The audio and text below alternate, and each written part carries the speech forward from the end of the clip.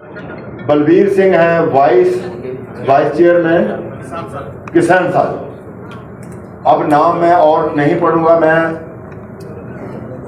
Resignation letter जो है, resignation letter of senior Congress leaders former MLAs MLCs in support of Ghulam Nabi Azad, जो letter test किया है हमने, जो आपको पहुंच जाएगा। Shrimati Sonia Gandhi, president all India Congress committee, new Delhi, owing to the circumstances and the leadership crisis in the Congress party, where a coterie surrounding high command is calling shots in most irresponsible manner and ruining the party. All of us had a very long association with the party spanning over decades and devoted all our energy and resources towards expanding the party in Jammu and Kashmir. But unfortunately, we found that the treatment meted to us was humiliating, to say the least.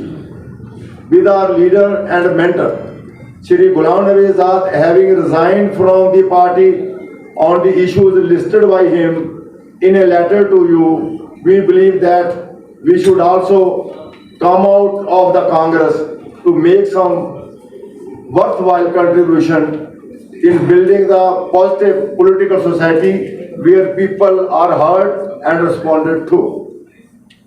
We support Mr. Azad and will join him in this journey to lead Jammu and Kashmir to the bright future. Following former minister, legislators and senior party functionaries tendered their resignation from all positions held and basic membership of the Indian National Congress.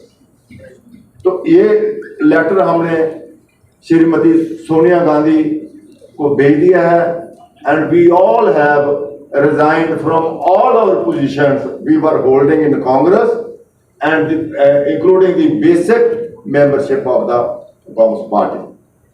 अब इसमें हमें बड़ी को खुशी की, बड़ी दुख की बात है कि जिस ढंग से इश्यूज को हैंडल किया जा रहा है और जिस ढंग से अब ये तो इतनी एक के बाद एक कांग्रेस जो है वो स्टेट लूज कर रही है, और इतनी तेजी से, ये जानते हुए भी इतनी मुश्किलातें हैं, उसके बावजूद भी आज एक पिक एंड चूज की बात आ गई है।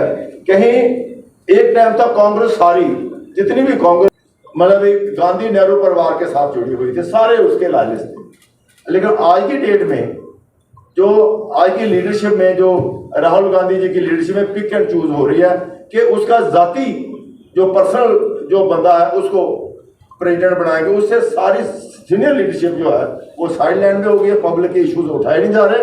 इनसे ज़्यादा मैं ताराचंद जी जो हमारे डिप्टी सीएम रहे हैं, स्पीकर 6 साल रहे हैं, सीआरपी लीडर रहे हैं और दबे कुचले समाज से ताल्लुक रखते हैं, मैं उनको कहूँगा कि ये जो प्रेस नोट है और उसके बारे में और जनरल जो मुद्दों पे आपके सामने रोशनी डालेंगे ताराचंद जी।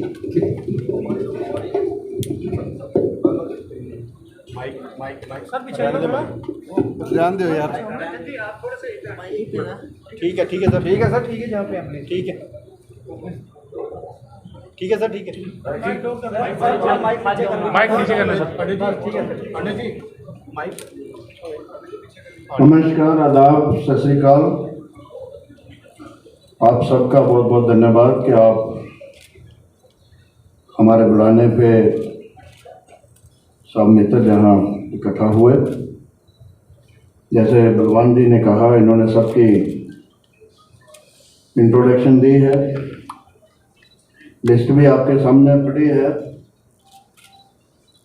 और हमारे आज यहाँ एकत्रित होने का कारण भी बताया।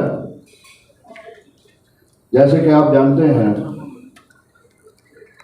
आज जो मुल्क के हालात हैं या रियासत के हालात हैं कि लोग बहुत परेशानी में हैं, महंगाई दिन ब दिन बढ़ती जा रही है, बेरोजगारी दिन ब दिन बढ़ती जा रही है, इस सरकार ने वायदा किया था कि हम हर साल 2 करोड़ लोगों को सरकारी नौकरियां देंगे, लेकिन वो बिल्कुल नहीं दे पाए। महंगाई पे कंट्रोल करने का वायदा भी सरकार ने किया था, वो नहीं कर पाए। डेवलपमेंट जो है वो एकदम रुकी हुई है। वही प्रोजेक्ट जम्मू कश्मीर में बार बार दोहराए जाते हैं जो गुलाम नबी आजाद साहब के वक्त शुरू हुए, जो हमारी सरकार जो नेशनल कॉन्फ्रेंस के साथ कोलिशन में थी, जो उस वक्त के प्रोजेक्ट शुरू हुए, चाहे वो नेशनल हाईवे हो, रेल लाइनें हो, चाहे एम्स का मसला हो, मेडिकल कॉलेज का मसला हो। ये आजाद साहब के वक्त में मेडिकल कॉलेज सेंक्शन हुए थे, आज तक वो कंप्लीट नहीं किए गए और वही बार बार दिखाए जाते हैं। तो कहने का मतलब कि आज ऐवाम जो है वो बहुत दुखी है। हमारी पार्टी जो रोल उनको नेशनल लेवल पे, जो रोल उनको स्टेट लेवल पे एज अपोजिशन करना चाहिए था, हम पूरा नहीं कर पाए, जिसके कारण बजाय पार्टी में सुधार के हमारी पार्टी जो है वो दिन ब दिन नीचे की तरफ जा रही है। आज 1-2 रियासत के अलावा कहीं भी सरकार नहीं बची। तो हम ये देखते हुए कि हमारी लीडरशिप जो है वो प्रॉपर ढंग से देश की और रियासत की रहनुमाई नहीं कर पा रही, तो हम सब ने मन बनाया, गुलाम नबी आजाद साहब को रिक्वेस्ट की कि आप मैदान में आइए। जैसे 2002 में जबकि कांग्रेस बहुत कमज़ोर थी, उन्होंने मेहनत करके फिर कांग्रेस को जहां मजबूत किया और एक कोलिशन सरकार बनाने में कामयाब हुए। बहुत ही कम समय, उनको 2.5 साल का समय मिला सरकार चलाने में, लेकिन जो काम उन्होंने अपने वक्त में किए, डेवलपमेंट के, नए जिला देने के, असेंबली सेक्रेटरी कश्मीर बनाने का, जम्मू के अंदर बड़े बड़े कॉलेज, स्कूल, यूनिवर्सिटी, सड़कें, बिजली, पानी और लोगों को रोज़गार देने के जो काम किए थे, मैं समझता हूँ हमने उनको रिक्वेस्ट की कि आप आइए, हम सब आपके साथ चलेंगे। और आज लोगों को सख्त ज़रूरत है गुलाम नबी आज़ाद जैसे तजर्बाकार लीडर की, गुलाम नबी आज़ाद जैसे कदावर लीडर की ज़रूरत है। और उन्होंने हमारी बात मानी और पार्टी छोड़ने का फैसला किया। पार्टी इसलिए छोड़ी गई क्योंकि पिछले 2 साल से हम इसकी जदोजहद कर रहे थे कि पार्टी में सुधार लाया जाए। बार बार हम दिल्ली अप्रोच करने की कोशिश कर रहे थे। हमें तजर्बाकार लोग भी चाहिए, हमें महिलाएं भी चाहिए, सबका साथ चाहिए। वो हमने पहले ही बोला है, ऐसा कोई इशू नहीं है कि किसी नौजवान के मसले को लेके ऐसा किया गया। जहाँ तक जो आप इशारा कर रहे हैं बकार रसूल साहब का, उसको बनाने में हमारा अहम रोल है। वो तो मसला ही नहीं है, उसको बनाने में आज़ाद साहब का हमारा अहम रोल रहा।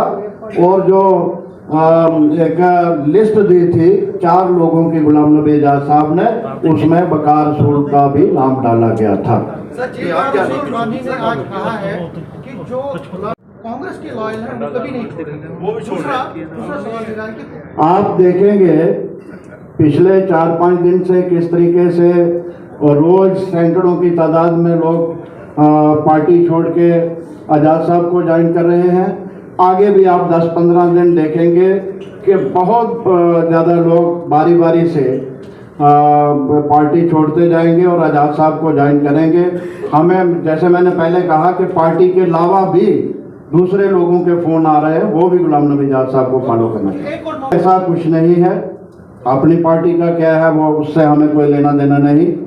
जो पार्टी गुलाम नबी आज़ाद साहब बनाएंगे, गुलाम नबी आज़ाद साहब एक सेकुलर लीडर हैं, वो जम्मू कश्मीर के सब सारे उम्मीदों को सामने रख के चलेगी और बी टीम या बीजेपी के साथ हमारी पार्टी का कुछ भी लेना देना नहीं होगा। ये सिर्फ मैं नहीं कह रहा, जो गुलाम नबी आजाद साहब ने भी कहा कि बीजेपी के साथ हमारा कोई लेना देना नहीं है। देखिए, जो 370 में जो चीज़ें थी उसमें तो रहा था जमीन का मसला के बाहर का कोई ज़मीन नहीं खरीद सकता, उसमें था कि बाहर का कोई आके जहां नौकरी नहीं कर सकता, उसमें ये भी था कि नौकरी बाहर का कोई नहीं कर सकता, जहां का कोई एमएलए बनेगा या एमएलए बनाने के लिए जो वोटर होगा वो लोकल होना चाहिए। ये हमारे मंशूर में है, हम इसी पे लड़ाई लड़ेंगे, रियासत को बहाल कराएंगे और ये चीजें जो है इसके लिए लड़ाई लड़ेंगे। 370 वापस लाने के भी मैंने कहा कि जो उसमें फैसिलिटीज थी उनको फिर वापस लाने की हम पूरी कोशिश करेंगे।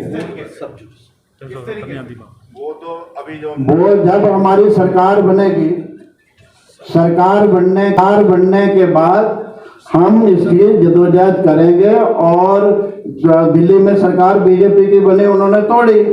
कल हमारी पार्टी जहां मजबूत होती है, हम एक जॉइंट फ्रंट पूरे हिंदुस्तान में बना सकते हैं रीजनल पार्टीज के साथ। हमारी सरकार हिंदुस्तान में बनेगी और जब सरकार बनेगी तो हम वो चीजें फिर वापस लाएंगे पानी में। 370 की वापसी एक मिनट मुझे जवाब देना है उसका। मैंने कहा कि 370 में जो था उन सब चीजों को हम वापस लाएंगे। जहां तक 370 का सवाल है, वो मसला सुप्रीम कोर्ट में है। ऑनरेबल सुप्रीम कोर्ट जब उसका फैसला करेगा वो देखेंगे। देखिए, डेमोक्रेसी है, पार्टी के अंदर भी पूरी छूट होती है अपने ख्यालात रखने की। जैसे हमने अपने अपने ख्यालात जहाँ रखे, तो कुछ चीज़ें थी जिन चीज़ों को लेके जो हमारे मसले थे पार्टी ने इग्नोर किया, हमारी बात नहीं सुनी, तो हम अंडर प्रोटेस्ट जहाँ सड़कों पे भी लोग प्रोटेस्ट करते हैं, हमने सड़कों पे प्रोटेस्ट नहीं किया। हमने प्रोटेस्ट किया कि हम उनके मीटिंगों में नहीं गए कि पहले हमारा जो असली मुद्दा है, असली बात है वो सुनी जाए, फिर उसके बाद हम ज्वाइन करेंगे। तो आज वही नौबत आई कि जब हमारी बात नहीं सुनी गई तो हमें पार्टी छोड़ने पर मजबूर होना पड़ा।